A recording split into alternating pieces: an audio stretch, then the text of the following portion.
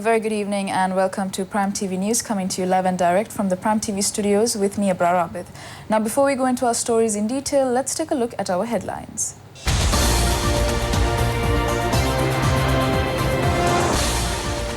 The National Media Centre says that the reports on another terrorist attack are completely false. 6 people die and 61 injured in an accident involving 2 buses in Baskadua, Kalutara. The president says that no other government has paid a huge amount of compensation to the farmer community. The Prime Minister points out that the development of the country has not been stopped in the face of challenges. The first Kumbal Perahara of Kandy Esala festival is scheduled to parade the streets tomorrow. 29 people have been killed in 2 shootings in the US.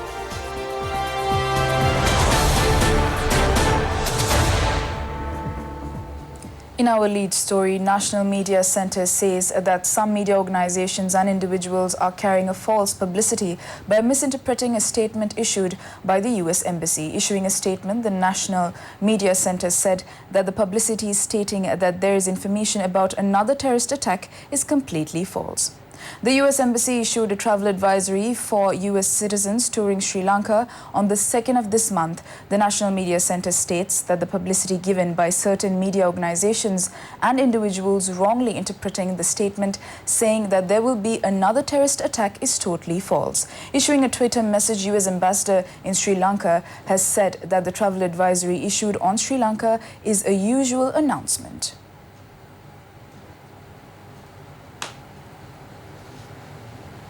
In more local news, 6 people have died and 61 have been admitted to hospitals following an accident involving 2 buses. The accident has occurred at Vaskadua area in North Kalutara. An SLTB bus plying from Elpitia to Colombo and a private bus from Mullaitivu to Tangalla have collided, causing the accident. Police said the accident has taken place when the SLTB bus was overtaking a Bowser at Kalutara.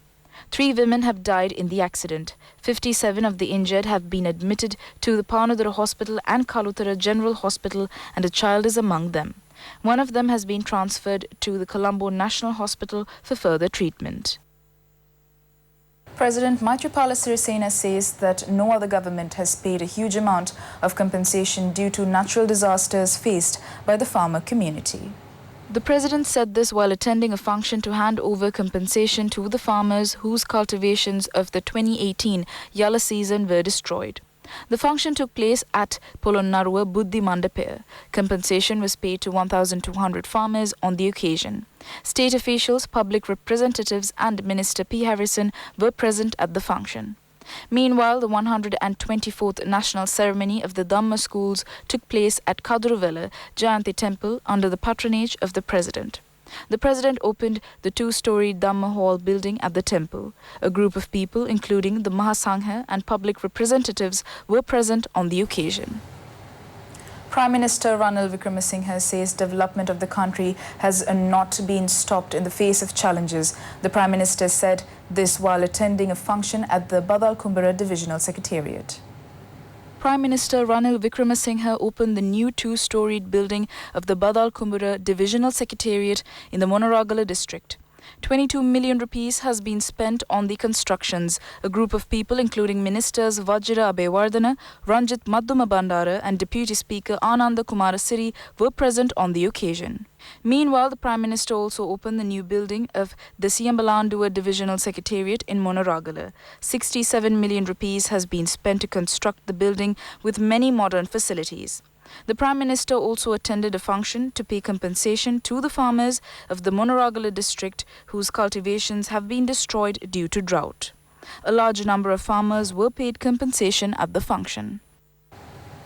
In more news at home, Diyavadana Nilame of Kandy, Sridalada Maligava Pradeep Nilangadala says supporting the security forces by the public can be considered as protecting their own selves. He said this during a media briefing in Kandy. The first Kumbal Perahara of Kandy Esala Perahara is scheduled to parade the streets tomorrow. The internal Perahara of 4 Devalas will conclude today. The Perahara, which moves out tomorrow night in southern direction near Dalada Maligava, is scheduled to parade through Dalada Vidya, DS Senanayaka Vidya, Deva Vidya, Kolaba Vidya, Yatinura Vidya and Raja Vidya. The Kumbal Perahara, which will commence tomorrow, will parade the streets for 5 days. Thereafter, the first Randoli Perahara will commence to parade the streets on Saturday. The final Randoli Perahara will be held on the Nikini full moon Poya day. President Maithripala Sirisena unveiled the ex-serviceman memorial built at Polonnaruwa, Laksha Oyana. The memorial has been built in memory of the soldiers who fought in the Second World War. The President paid floral tributes to the ex-servicemen's memorial built at Polonnaruwa, Laksha Oyana.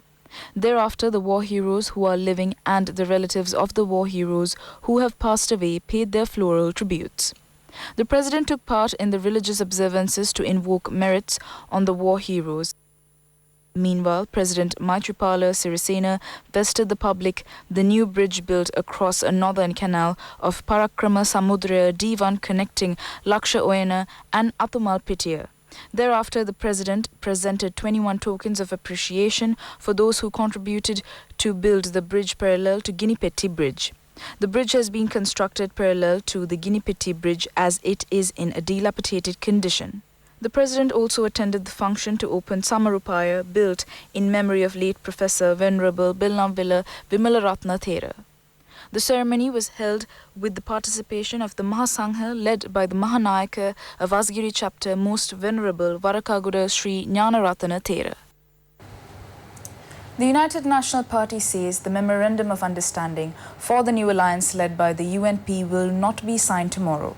The Memorandum of Understanding of the new alliance was scheduled to be signed tomorrow. The United National Party said that it was decided to postpone the signing of the agreement after lengthy discussions between Prime Minister Ranil Wickremesinghe and other political parties of the proposed alliance due to the need of amending the agreement. Therefore, the United National Party said that the agreement would be signed after amendments. In more news at home, Minister Lakshman Kuriyala says it is the present government which give highest facilities for the development of the education sector. He expressed those views at a function at Kandy District Secretariat. The minister handed over appointments to 750 graduates of the Kandy district under the government's program to provide jobs to unemployed graduates. Speaking on the occasion, Minister Lakshman Kuriyala pointed out that the government has made many changes in the education sector to create a child who can compete with the world.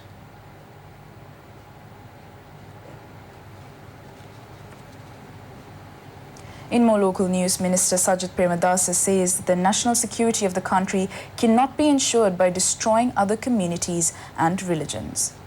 The minister said this while attending a function to lay the foundation stone for the Hagura Sri Indrasara Bhikkhu Health Care Centre, which will be built under the Sasunata Aruna program. More than 8 million rupees will be spent to construct the building with all facilities. The Central Cultural Fund will provide the necessary allocations to construct the building.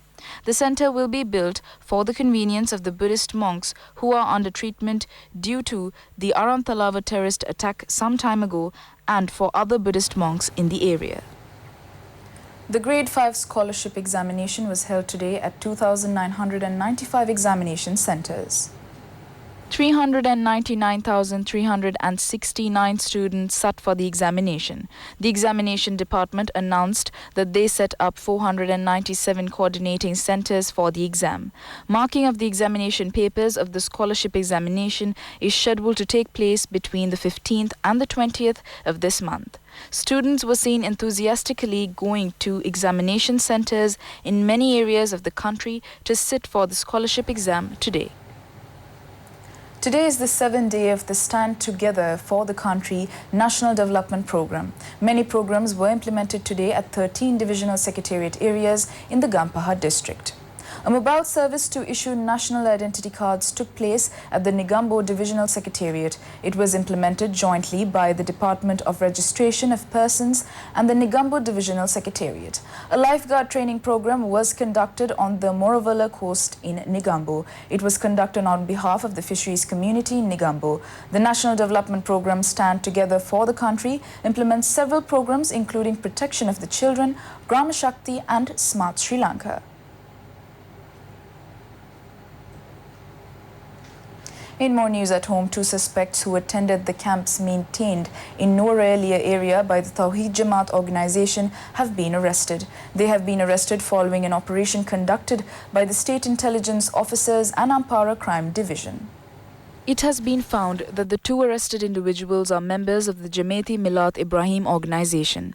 Police said that one of the suspects, Mohammed Ismail Salman, is a third-year student of the Arabic faculty of the Southeastern University.